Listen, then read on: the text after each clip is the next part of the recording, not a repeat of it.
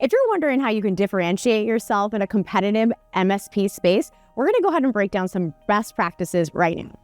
Okay. Hey, Randy, how are you? I'm good. How are you doing? I am doing great. So I remember back in the day when I was doing door-to-door sales, and I got basically popped into the most competitive territory in the entire country. And it was B2B sales. So I remember my heels and these really heavy books. I had to go up all of the stairs, and I was selling tax software, which was really bizarre for a 24-year-old. And I knew nothing about tax software, but I went to training. I learned all of the things. But my greatest strength was wedging in on the competition. I knew exactly where the holes were, and I was able to showcase that to all of my prospects. So by the end of the year, I had the most competitive knockouts in the entire country. That's awesome. And the history of the company, and I still have the award, and it's literally my favorite award. And there's just something really special about that competitive knockout. And I really enjoyed your talk today. And I thought you could share just a few tips, because I know you spent a lot of time on stage, of what someone should focus on when they're going into an incumbent and looking to take away that business for their MSP. Well, I think you mentioned it just now. It's like you really knew your competition. And because you know your competition, now you know how to exploit their weaknesses. A lot of people feel like they really know themselves, but they don't know the competition.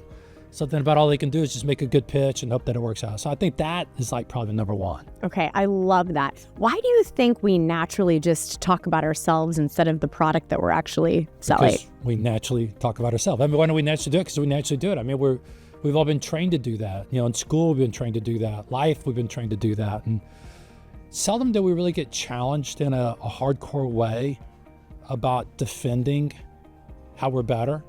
Because so many, it's like I had this one client that was a big insurance company, and their logo was blue, and part of their identity was we're really nice. And so then I kind of started making fun of they drink that blue Kool-Aid. And if you started to challenge things, you almost get thrown out of their culture. So many cultures have this, we want you to think this way, don't think outside of it, and people don't challenge. So therefore, it's easy to naturally get stuck in that. Yes, and I don't think anyone's ever bought because I said, I hope you like me. Maybe it gets you in the door, but that's probably not going to get you to take away a client, right? Yeah. So, okay, absolutely. What's one of your favorite stories and where you were able to coach someone on getting that competitive edge and helping them, of course, be successful? Okay. I know, I'm sure you've done it a bajillion times, but I would love a story because I think people really resonate with that. Yeah. I honestly can't think of anything specific. Well, I can tell you this. There's this young guy that had started following me and what I do, and he was making about $100,000 a year doing this after about 6 years in the insurance business. And he got on to the wedge.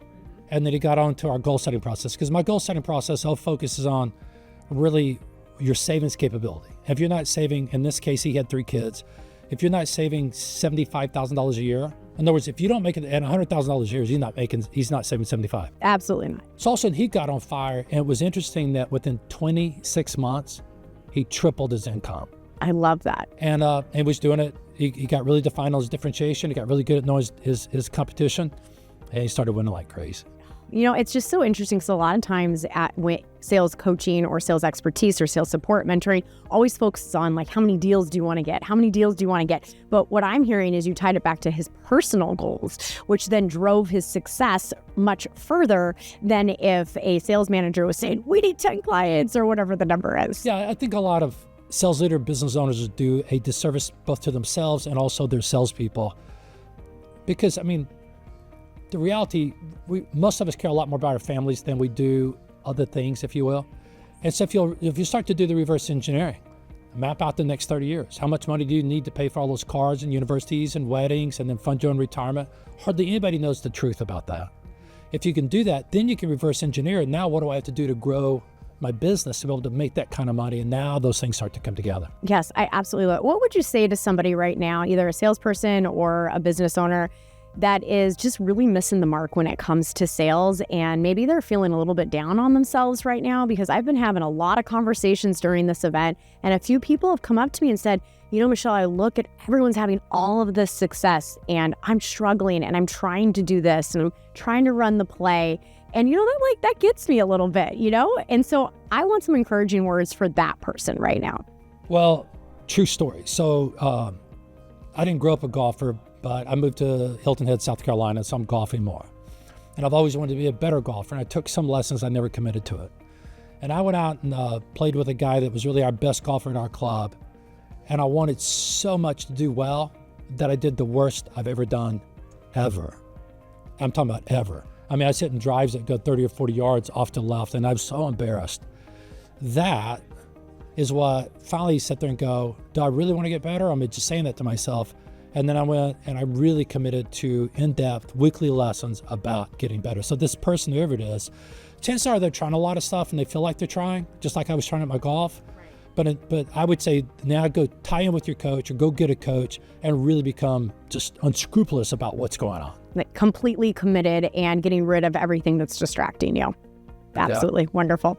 Okay. Well, thank you so much, Randy. We really appreciate your talk. And thank you so much for being on the show. Thanks. It's been awesome.